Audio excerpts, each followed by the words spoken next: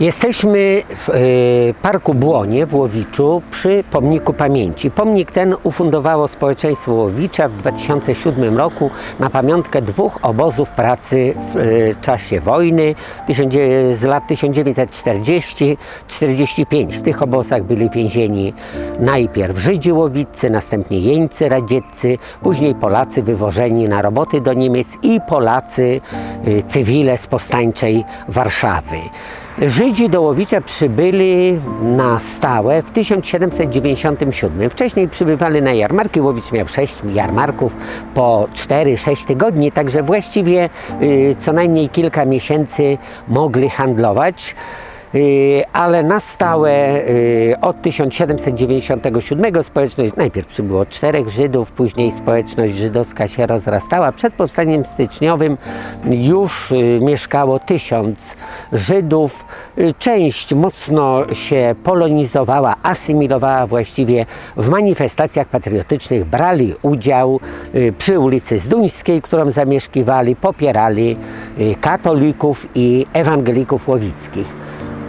W okresie międzywojennym ponad 5000 dużo wyjechało i na początku XX wieku i w okresie międzywojennym głównie do Argentyny, Stanów Zjednoczonych, Anglii, do Australii. Tuż przed wojną 4300 osób.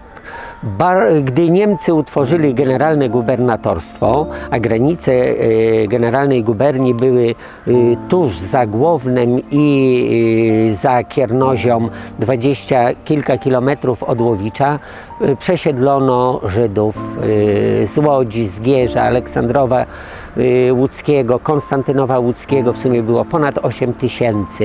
Getto zamknięto, obwiedzione płotem drewnianym i drutem kolczastym w maju 1940 roku, dosyć wcześnie.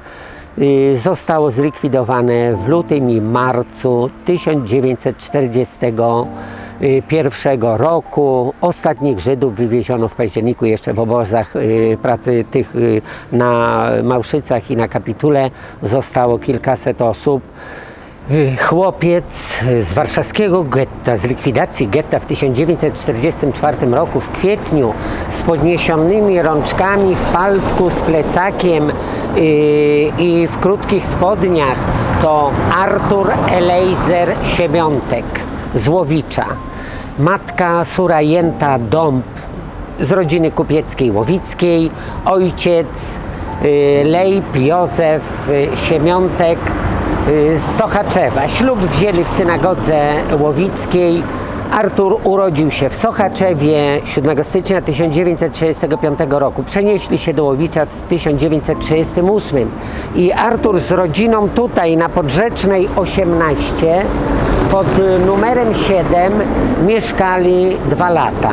W 1938 urodziła się jeszcze jego siostra młodsza o 3 lata, Łaja.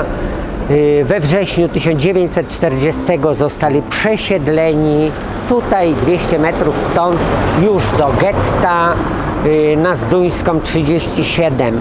Stamtąd wywiezieni do getta warszawskiego w marcu 1941 roku i z tego wiemy, że przeżył Artur jeszcze 3 lata w getcie warszawskim.